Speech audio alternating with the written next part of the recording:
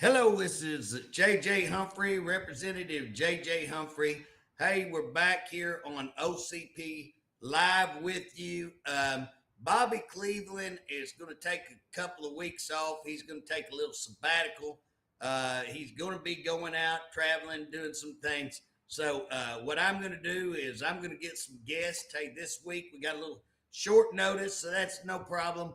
I didn't get a guest ready to go, so we're going to try to get several guests on here in the next coming week or two until Bobby comes back. So here's what we're going to talk about. We're going to just start off today because I've got so many things that I need to share with you, and we didn't want to stop this because we believe it's very, very important that we keep you informed as to what's going on, because we believe that there is a lot. If Harp is one thing, he is the misinformation king. He is the tell a lie. Everything that he puts out just seems impossible. And again, you can't say, hey, what is true, what is not true. I can only tell you what I hear, what I see that doesn't line up. So we're going to jump right into that. One of the things I want to start off with first, do not forget that there's a bill going through the Senate right now. You need to call, try to get y'all in there. Call every senator. That bill will go to the floor.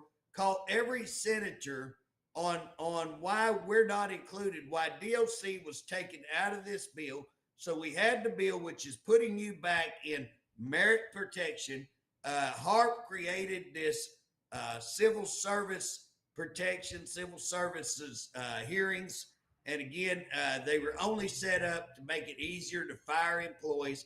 He has fired people for no reason. He's done things that would get you fired 100 times. Nobody's held him accountable, but he fires people for nothing. I mean, absolutely nothing. We're winning all the cases where they've wrongfully fired people. But again, we're doing that in civil service. It would have been easier to do in merit. We had you in merit, and they went over. Deidre went over and tried to say that you, the employee, wanted out of merit, and that was totally false. They didn't check with you. They didn't ask you. They went over and told a lie. They tried to get you out of that. Fortunately, there in the House, we had Mr. Moore. Pro Tem Moore, man, he stepped up. Pro Tem Moore's been a champion for you in this. And Pro Tem Moore said, absolutely not. We will hear from the association, the people. And guess what? He kept us in there. It gets over to the Senate. They give it to Avery Fritz. Avery Fritz folded like a house of cards. And again, don't let Avery Fritz has got 2 prisons in his district. I don't know why he would do this. But he's just like, well, we can try again next year. Well, guess what? There may not be another next year. There may not be a way to get in there. We want in right now, just like everybody else. We want the same privileges everybody else gets. And why has he targeted DOC to pull it out? I know why, because they went over and told the same lie to him. Hey, we don't want in there. And instead of standing up to Harp, he caves to Harp and doesn't represent you. You're the people he's supposed to represent, not some bureaucrat that got put in there by the governor who's trying to destroy everything. So again, you need to call. I encourage every employee, every person listening, don't just you call. Get your parents, get your daughters, your sons, your cousins, your aunties, get your churches, get your local community to be calling up there and saying this ain't right. And it's high time that we get protected as employees of the state that are in as a dangerous job as anybody out there. You're one-on-one with convicted felons. All the other law enforcement talk like, well, anybody we could stop could be a felon. Well, guess what? Everybody you deal with is a convicted felon. And again, we know there's a lot of stuff that's been happening over the years: murders, rape, extortion, all that going on at the prison, assaults, stabbings, officers being assaulted, nothing being done on it. It is time we stand up. I also want to encourage you at this point to say, look, I know a lot of people are scared of Harp. I know Harp has made it clear 100%. If you join OCP, he will fire you. I know that's out there. I say I know it. I can't prove it. If any of y'all want to come forward and say he actually told us that, well, let me say this. I have had people tell me that. I've had people tell me, but they told me I couldn't use it. Okay. So again, I'm not going to put those people in a bad spot, but I've actually been told he walked into whole rooms and said as much. Okay. Now, again, if I can't get anybody to come forward and we can't prove that, then that's just, hearsay to say, I mean, I heard it. I've been told that. I'm reporting that to you, but we need people to step forward. I know that would get you in a bind, but if you have a way to prove that, then let me know. The thing about it is wrong for him to do that.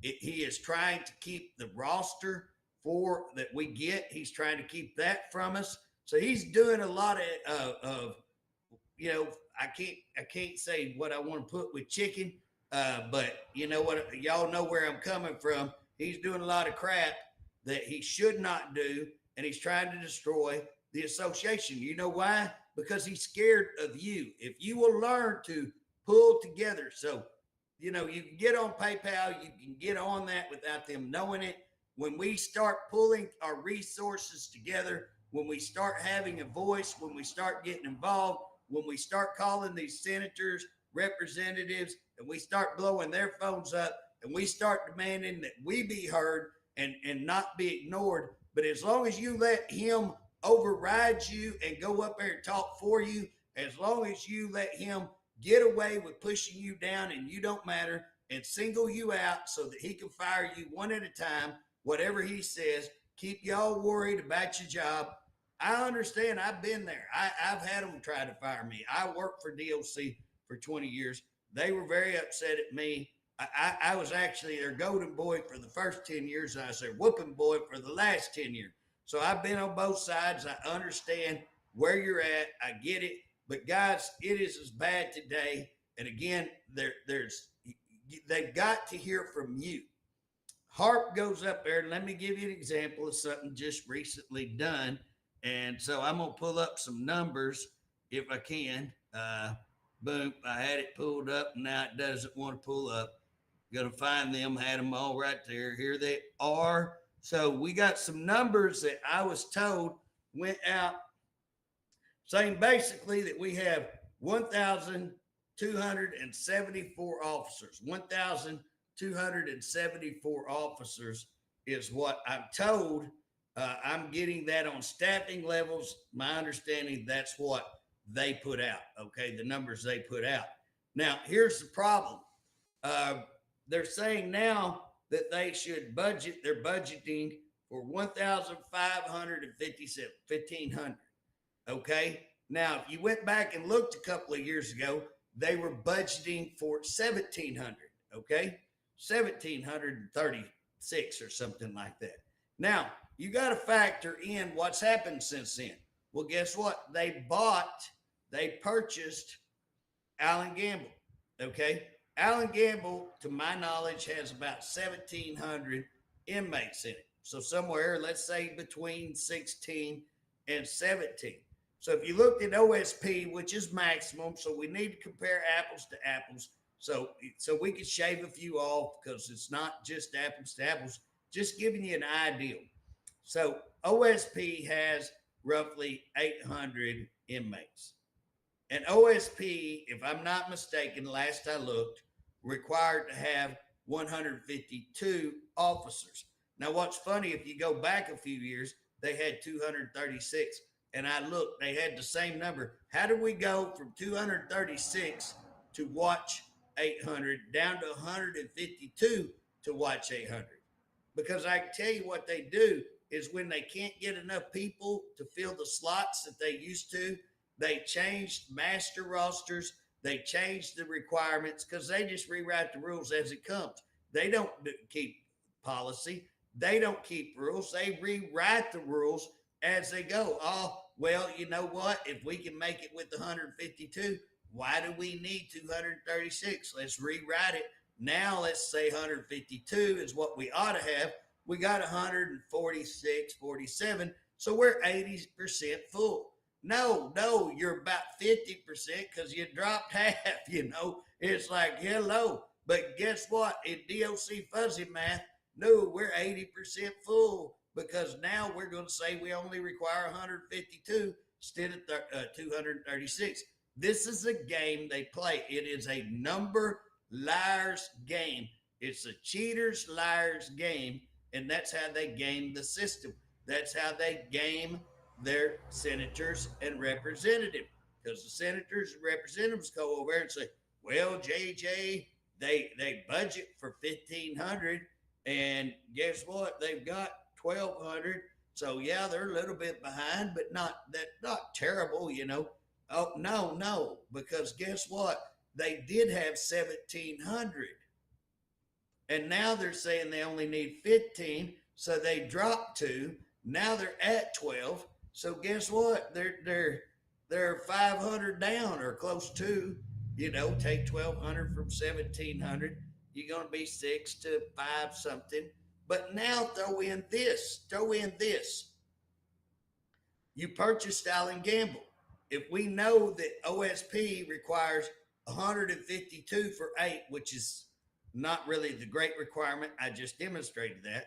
But let's go with the 152 number. So if you have 8 at McAllister require 152, how many should 1,700 require?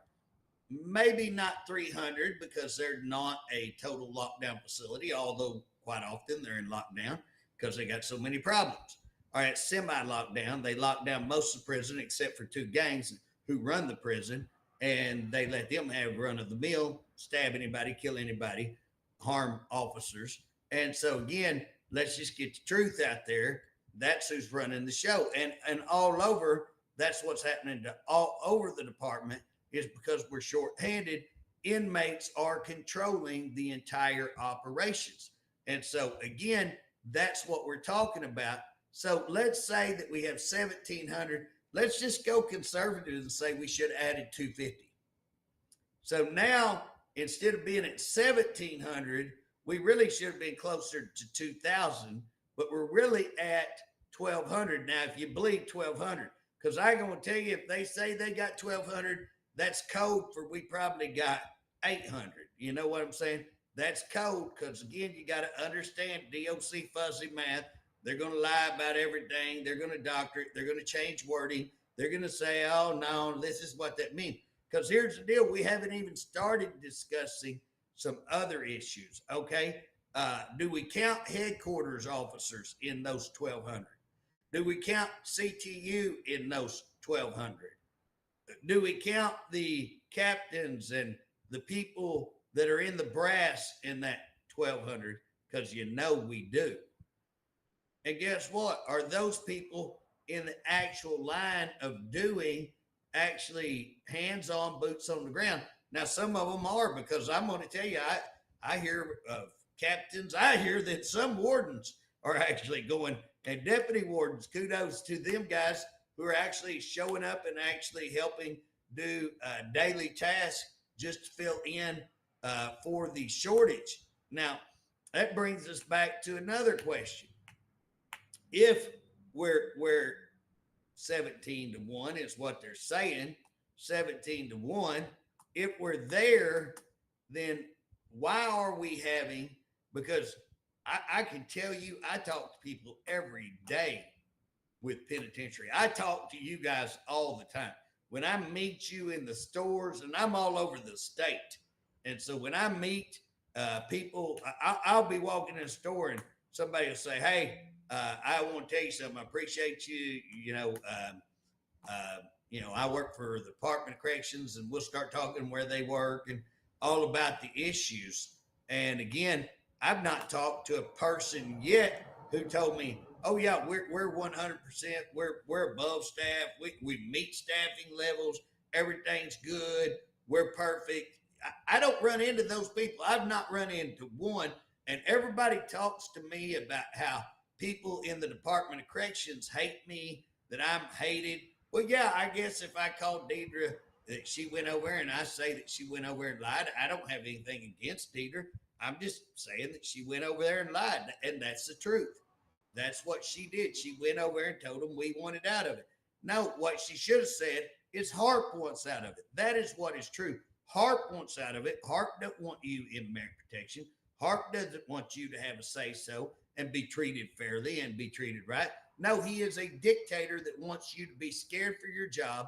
And then as soon as he walks in, he's a feeble, insecure individual who's got to fire people to make himself feel better and put people around him who know absolutely nothing about the job, who's going to build him up and make him like Superman. You know, oh, Mr. Harp, you're great, you're wonderful. Now, those people that he's brought over from OMES and gave them astronomical salaries that they're not qualified for, yeah, they hate my guts because I'm calling them out. When you say stuff like what I'm saying right here, guess what? They're going to be very, very angry at you. And again, they're going to come at you. Now, guys, I want to tell you, I know you're scared for your job. I know that you have your bills and all of those things depended on your job. But guess what? Do you think Harp's not come after me? Harp, you've made a really good effort to come after me, and you think you've really hurt me. But guess what? You haven't hurt me, because actually you've made my status in the state of Oklahoma go up. I don't care where I go. People are knowing that I am fighting against you, the director, who is unqualified, who's given yourself a raise, who is embezzled money. I believe, I will say embezzled, because you can't prove that you were given authorization. You even said you weren't given authorization. I have you on tape saying you transferred the money, that you were getting the salary from OMES to this. You know you can't legally. Now you went back and said, well, the governor has to approve that. I've got all that on writing and on all that on tape. And again, now I put in a open records request, and now y'all say, well, there are no records. We have no records available to say that he was ever authorized to get that money. Well, that's called embezzlement. That's in my book. That's called embezzlement.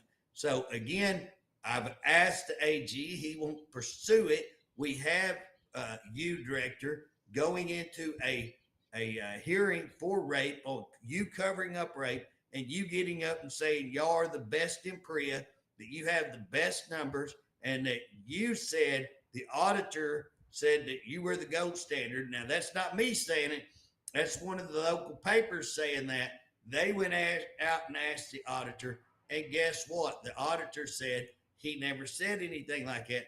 Fact, said that policy wouldn't allow him to say anything like that, and that if anybody said that that was the case, that they would be a liar. Okay, so that's you, Mr. Harp. You said it. You said it in a hearing. And again, they said, the auditor said, you were never told anything. That was a hearing on rape, by the way, on PREAs. And then you turned around and fired the good employee. And again, you've lost that twice in court. And now you're paying outside lawyers $500 to try to drag that out as far as you can before you lose again. That's who you are. That's the way you operate. And that's why we need to get together, because guess what? Unless we get together, unless we start going to the legislators, they need to hear from you. They've heard from me. Now, here's what's funny. I will give y'all some hope and encouragement, because what's happening now is that legislators are starting to get their eyes open. And let me give you an example.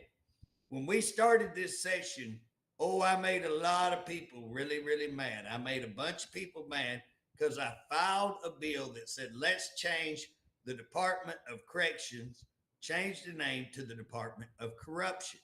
Now, you know what that did? And I know a lot of people got mad, thought it was a terrible joke. But here's the deal. It wasn't a joke. It was done on purpose, okay? Yeah, I got a sense of humor, and yeah, I got a good laugh out of that, and that's okay. That's just an added benefit. But what happened, the news media started calling me and saying, JJ, why do you do stuff like that? Why do you file this frivolous stuff? And I said, well, what are you doing? What are you doing right now? What are you talking about? They'd say, what are you talking about? I'd say, what are you doing right now? And they'd say, well, I'm talking to you. I said, that's right. You're talking to me about the Department of Corruption and why they're corrupt. So let me tell you why I did that. Every one of those run articles on how the Department of Corrections is corrupt. Okay. Now, here's what's happened. I started right then saying, hey, legislators, you better pay attention to what's going on with Lawton. You better pay attention to what's going on with Hinton.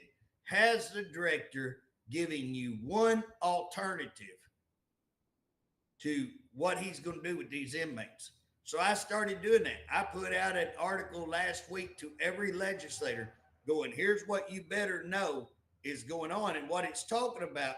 So what Director Hart did, him and the governor come out last year, lambasted the GO group, the Lawton group. They went after them. Remember, the governor said, enough is enough.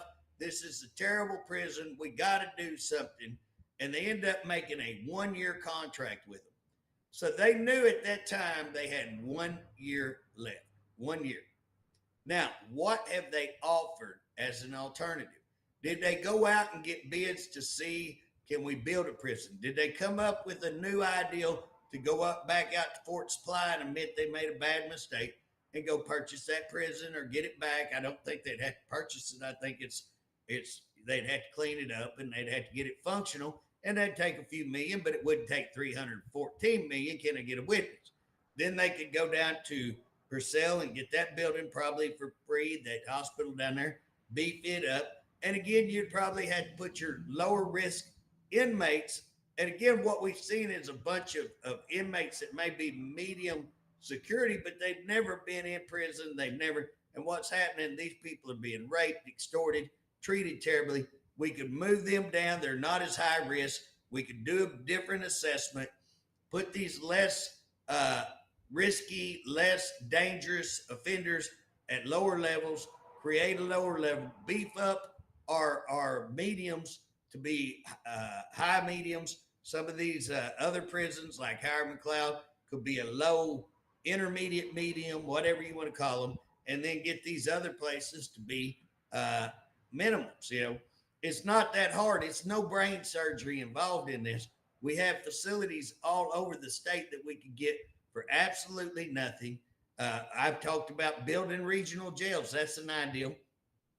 All of this can be done.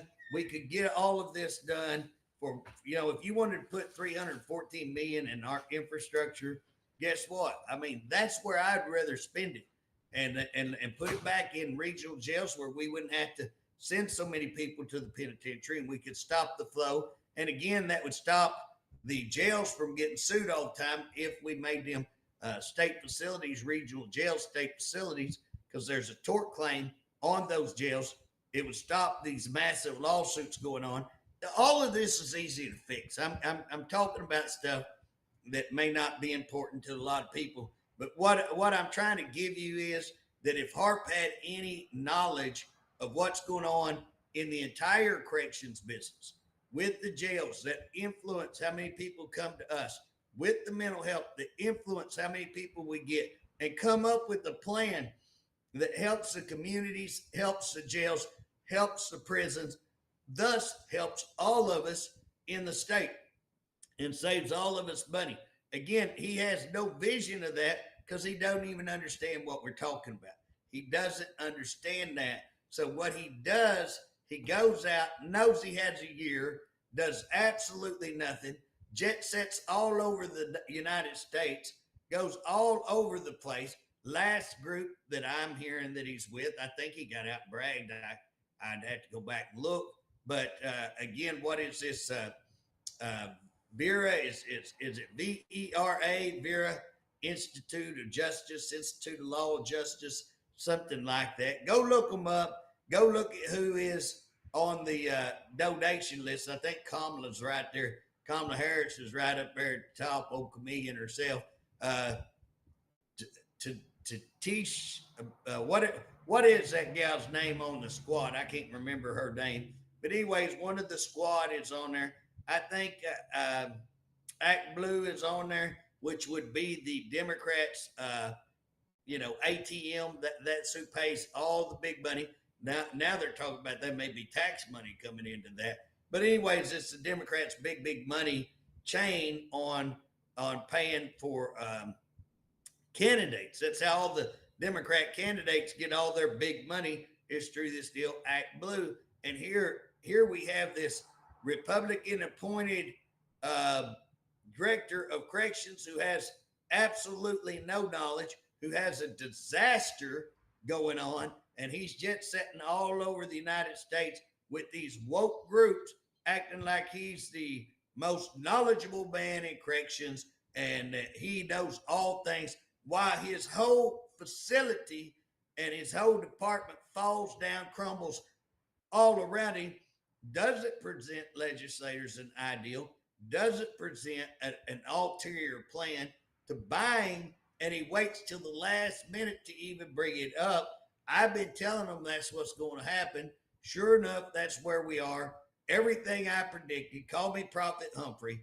Prophet Humphrey said that he would do absolutely nothing, run up to the last minute, and then say, hey, we've got to get this bought. You know, we don't have, and he's dumped a bunch of mental health inmates on there, some pretty scary folks, dropped a bunch. So guess what? He's going to go back to the legislature and go, well, now y'all want to dump all these high risk mental health inmates on the state? Is that what you're wanting to do? So again, the legislators are pretty ticked off from what I'm hearing. Now, here's what's funny. The House don't even know. Most of the people in the House don't even know this is going on.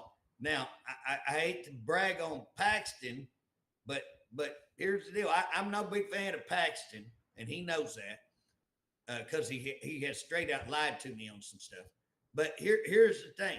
If he does something good, I'm gonna call them like they are. If they're balls, they're balls, fouls are fouls, strikes are strikes. Okay. So Paxton has actually brought in the entire Senate and brought Harp over to discuss this. So now they're getting to see firsthand where our side, the House side, is trying to keep it hush hush, and they're working in the back channels to try to get this done. Okay. So it looks like they're trying to work with to get this money. Now, I don't know if it's true, but I've been told that the former budget man, which is pretty interesting, when you look at what the former budget man in the House was always trying to give the private prisons extra money. He's always trying to give that. And that's not me just saying that. I can go back. I remember one of the first times they tried to give $1 million or $2 million to him, and I called up to Governor Stitt and got it vetoed. And me and Stitt had a better relationship. I still like Governor Stitt. I will go out and tell you, he is one of the most friendly, likable guys you ever want to meet. I think he's put us financially great. I think he did good during COVID, but his picks to run the agencies have been disastrous. And him standing by Harp may be the worst thing that, him standing by him and his DHS picks and those kind, some of the other people that he's put around him and in his administration, not all, some I like, but there are some that are like, wow, that are in key positions that just leave me scratching my head going, Governor, what's going on? And so again, he's had Harp going to the Senate. Now you got to understand, the budget starts in the House. He's had Harp going to the Senate, talking to them, while the House, again, nothing. Now you have this budget man that got beat. And so again, according to ethic rules and all that, you can't operate for the state. Now there's ways around everything. So they may have a legal loophole. I know if you want to go and become director, I looked at that. I actually, and they say I'm mad at Harp because I didn't get the director spot. Guess what? I didn't put my resume forward because the governor called me and said, do you want to put in a resume? I wanted to talk to him before I did, say, hey, I'd want to sit down and make sure we're on the same page. He set up 2 or 3 different appointments, broke every one of them, and he had his assistant call me, not himself. And after about 3 or 4, I said, hell with it. I'm not putting in. So I didn't put in a resume. So Harp can claim all he wants, and I'm mad over that. Not mad over that. You can't get mad if you didn't put in a resume. Who's to blame? I blame myself. I don't want to go to work for somebody unless we're on the same page, unless we agree we want to fix this mess, which I know people say it's beyond fixing now. That's not true. Anything can be fixed. We can fix it. You got to understand it. You got to have a plan. You got to have knowledge of it. You got to have knowledge of how the whole system works, including how to get money and get employees, all of those things. Bring back morale. Morale's one of the worst things. I mean, people are down. And now here we have this, gonna buy this Lawton. But here's what's interesting. They bring back this budget man. And again, he is what I'm told. Now, I'm not going to swear this is true. What I'm told, he's negotiating the deal. So first of all, can he do that legally? Can he work for the state and contract for the state? Because there's usually an ethical deal for 2 years. Second, how much is he getting for that? And again, he was always very favorable to the private prisons. It looks like, you know what I'm saying? How would we bring in somebody to negotiate who's awesomely friendly to the other side? And again, I want to tell you, Gio's has been a good player. Gio's been a good. I ain't got anything bad to say about Gio. I think that they have, when you look at them, I don't have anything bad to say about Core Civic, really. They're in a business, they're contracting, they're doing what they're going to get all they can. I don't blame them on that. They're private prisons. I blame the people who allow us to be used and come up to the point where they're going to say, we want 314 million, and you ain't got any choice but to give it to them because you have done such a stupidity of a job, and you put yourself, and you've done it on purpose. Let's all agree, I ain't got much for Hart. You won't hear me say a whole lot of good things. He's one of the most corrupt people, in my opinion. He stands by while he plays a little general, and he lets people be raped. He lets people be extorted. He lets people be murdered. He ruins people's careers. He fires people to bring his best friends in. Nepotism, cronyism. He embezzles, as I said. I believe embezzles. I believe he pays his friends way more, and I know that he puts people who are unqualified for those positions and then pays them astronomical salary. So again, in my opinion, that's thieving. That's theft. He's criminal, in my opinion, and I'm stating why I think so. This is not. I'm not calling him. I say, allegedly. I'll say I think he embezzled.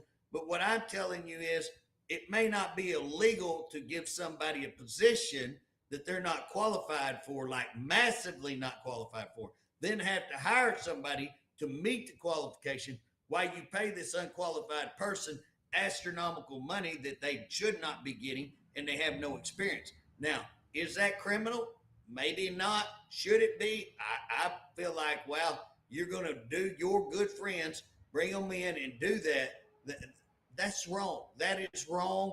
It's astronomically wrong. And that's just one example of all the wrong that he does as the director. Now, he's loaded this prison up with mental health, I believe, as a negotiation tool to leverage the legislators to force them to buy this prison. They're going to have to buy Lawton because they ain't got no choice. And they're all like right now going, oh, we're not going to buy it. All those senators that are aware of this, we're not giving them the money. What are you going to do? What's your alternative? Y'all have no alternative. And now you're right up against the wall. What are you going to do? Because he's played you. He's played you, and he did it on purpose. I think he did it on purpose, okay? So that's where I'm at. And then you have the House over here not telling the House members what's going on. And now they're playing a little secret game because the leadership knows this is going on. They're not aware of it when the whole Senate's meeting over here openly and having it. So kudos to Paxton. Again, at least Paxton's doing something right there. And I'm going to give you credit. Kudos to him for doing that, Now, over on our side, they're playing the political sneaky. Nobody knows. We'll come out and tell y'all how to vote. Y'all do what we tell you to.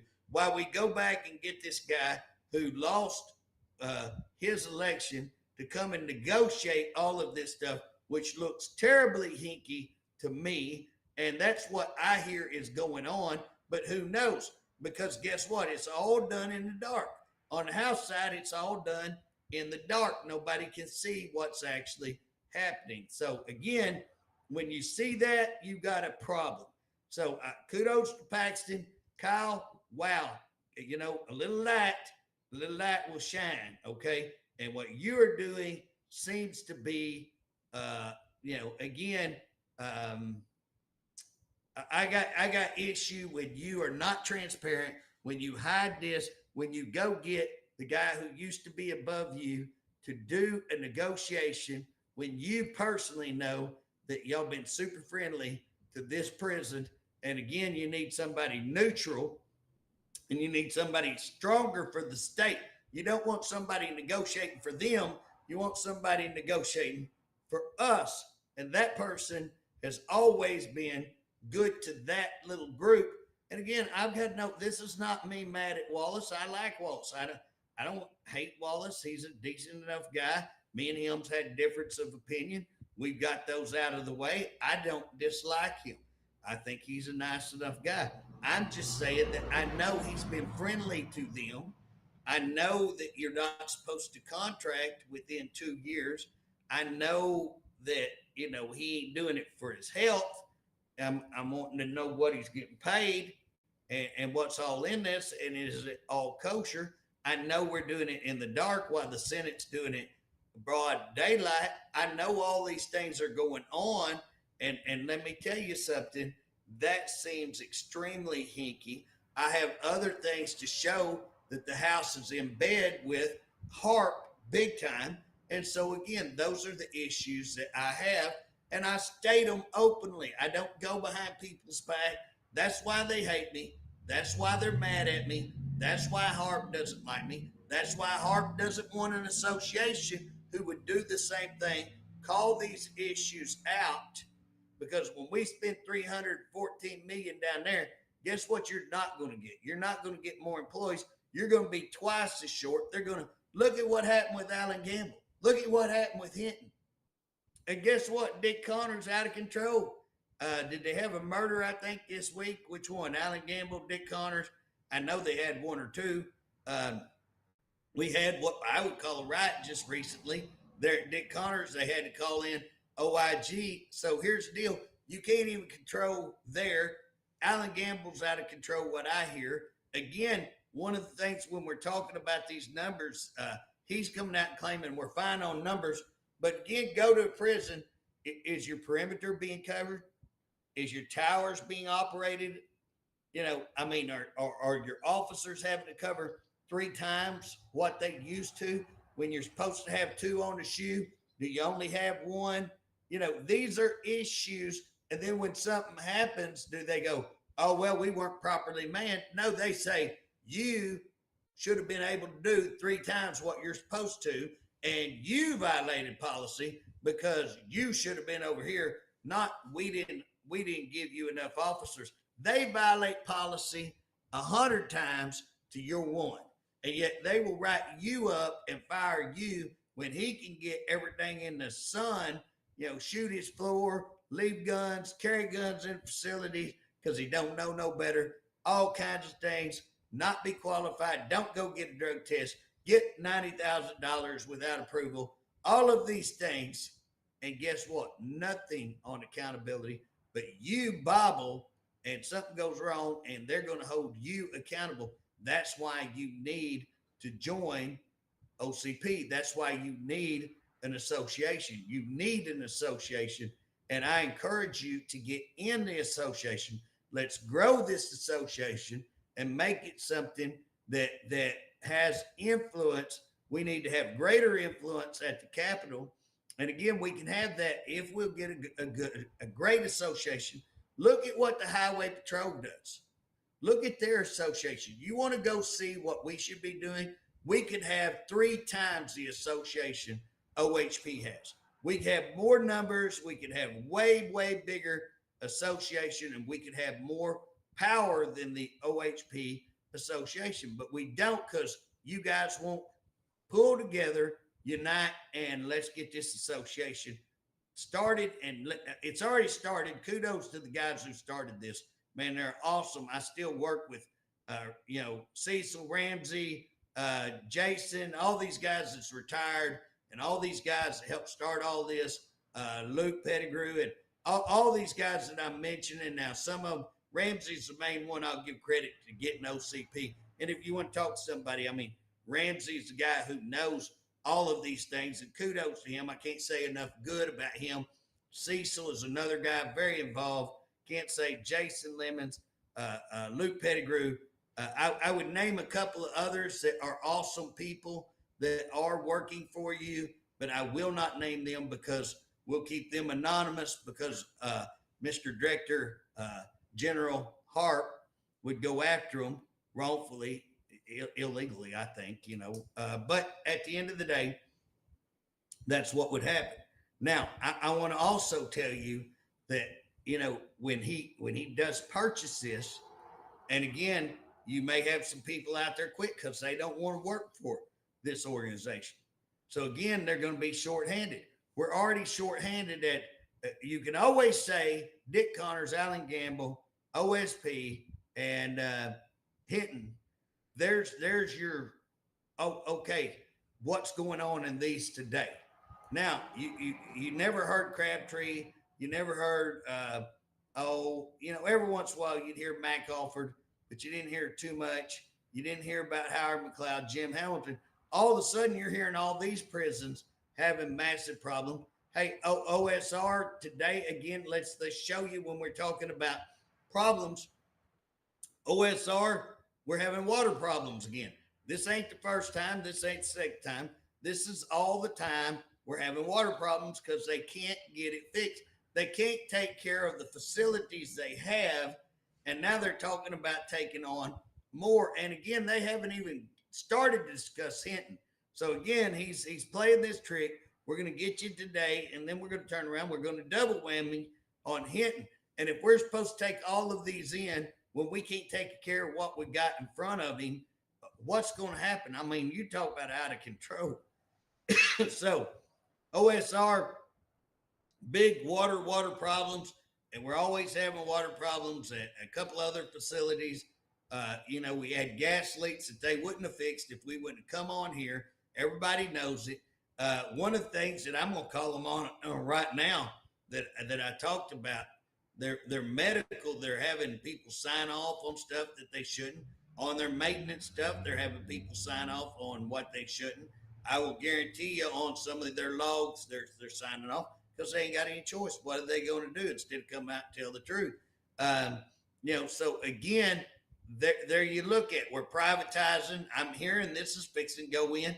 We're fixing to privatize the food supervision because they can't handle it. So they're going to privatize it. Is that going to bring in better? So we're going to say, oh, we don't want private over here. We want to get out of private, but we're going to turn right around, but we're going to privatize the services. And again, what other services are they going to privatize? These are the things that I'm talking about. Now, here's what's funny. When we look at these other agencies who have strong associations, guess what? How's y'all's uniforms looking today? I fought to get you uniforms. We made a deal with them that we would back off. I was going to get you $150 a month allowance uniforms, and then say, here's the requirements. You got to stay looking good, keep good pants, keep good clothes, because you're getting $150 a month. It would have been money in your pocket because it wouldn't take you $150 a month. It'd been a raise, but you'd also look good and have good clothes. So it'd meet two things. Now, here's the deal. I backed off that because they said, JJ, we're going to go in and we're going to get this done. Well, true to their word, and I'm going to give Justin Ferris credit on that one. True to his word, he kept his word, and he did do that. But here we are down the road, and guess what? We're back right in the same problem. What I'm being told is y'all can't get uniforms. Nobody can get uniforms. You're having to purchase your own stuff. They're making you buy your own stuff, and it's got to be their way, or you're getting in trouble. And again, it may be 2 years before you can even get a uniform. That's what I'm being told. Now, the old general, he can go out and purchase many uniforms for himself and pay $1 million or so, but he can't buy you a uniform that you wear every day. So he wants to spend $1 million on something he might wear once in a while so he can look really, really stupid. Okay. And by the way, Director Harp, everybody in the state laughs at you about that. Everybody in the state. Now you can go around and say, well, JJ, people laugh at you because you're a troublemaker and this. They may do it. They may do it. But what am I not telling the truth on? I am a troublemaker because I'm starting trouble for you. But everything I'm saying is true. And so, yes, y'all go out and try to make me look bad. I'm okay with that. I'm very solid on who I am. But you go out and you get a general's uniform and you disgrace that uniform because you've never set foot and you've never worked one day as an officer. You've never been in the military and you disgrace it by putting it on. And so again, I'm going to go after him on that because I really, that aggravates me. And when I go around the state, people are laughing about that big time. So I just want you, most people don't have the guts to tell you. I'm going to tell you, I know you watch this thing. So I'm telling you to your face, that's what's going on behind your back. And I will tell you, half your staff, you wonder how I know everything that I do know is because 90% of your staff do not like you. The only people who like you and have some good things to say about you are people you brought over from OMES or other places who you wine and dine and who you take care of, who you pay big salaries to, and they have no clue what they're doing. Those are the people that say good things. The rest of everybody, your entire staff, can't stand you because you're destroying everything that they put their life into, and it's their livelihood. So again, here we go. No uniforms. I want to cover just in the last few minutes that we've got. Morale is down like you would not believe. We've already discussed the purchase of lot and how crazy that is. And again, they're going to purchase it. And I'm not saying we shouldn't purchase it. I'm saying we should have been in a better negotiation state, and we should have done it right, and we should have done it transparent, and it should have been done long before, and we should have given ourselves options so that we can negotiate properly. But now we're in a terrible, we got vehicles falling apart. I'm being told people are driving vehicles to transport inmates that they don't even know if they're going to get 8 miles down the road or so. So again, we're vehicles are a nightmare. Our uniforms are a nightmare. Morale is a nightmare. We have what appears to be a big fat lie on the numbers they put out, and they're saying 17-1.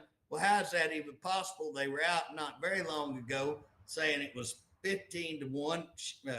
Kay Thompson was on the radio saying that when they had more officers. Now they have less officers, and they're saying that. They're all over the board with their numbers. They're all over the board with their numbers. I can prove that. We had a federal deal not very long ago where they were saying it was 5-1 or 6-1. That's insanity. Now they go on the radio and say 15-1. A year later, it's 17-1. When we get another prison, we got more inmates and we got less officers. How did that? We got this number going this way, but this number, oh no, we got 17-1 now. We're getting, wow, which at 17 is going down because they said they have 15. So they're admitting it's 17 now, but it's I would say, boom, way worse. So again, these are things that I just, guys, pay attention to what's being said. I can tell you, I'm getting told, and this is what I'm saying. People are telling me nobody on perimeter, nobody on the towers, officers being assaulted, and nobody doing anything. They're being told not to even report it. It's not coming out on the reports. Murders being done.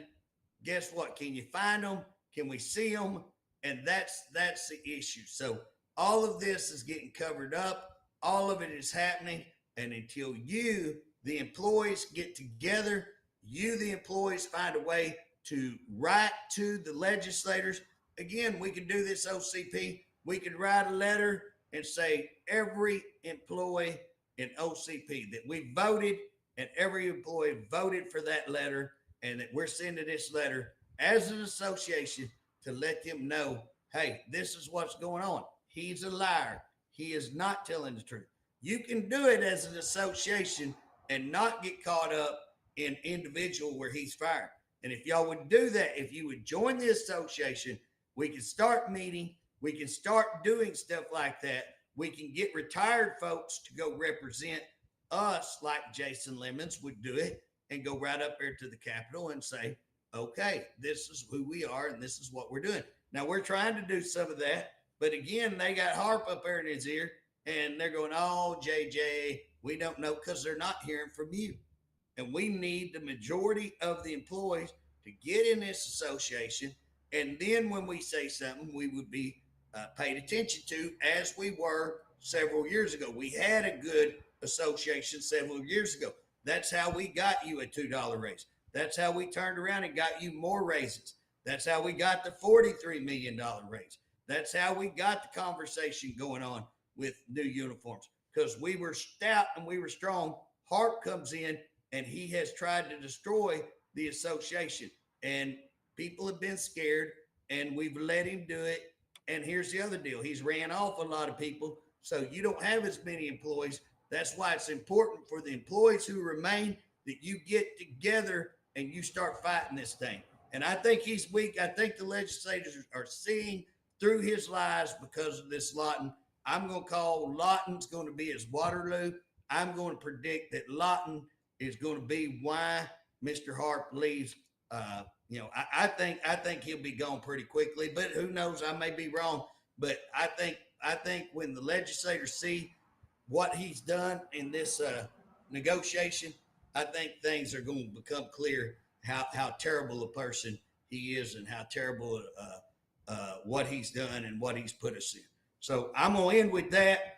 Guys, I'll try to get either Jason or I'm going to try to get Luke Pettigrew, Cecil Ramsey, one of those guys on to come talk next week about what we're doing, about what we can do, what we're seeing in the penitentiaries, and how that's affecting you, and how we need to go after legislators and legislation that's going to improve our lives, improve your lives, and make your job a better place and a safer place.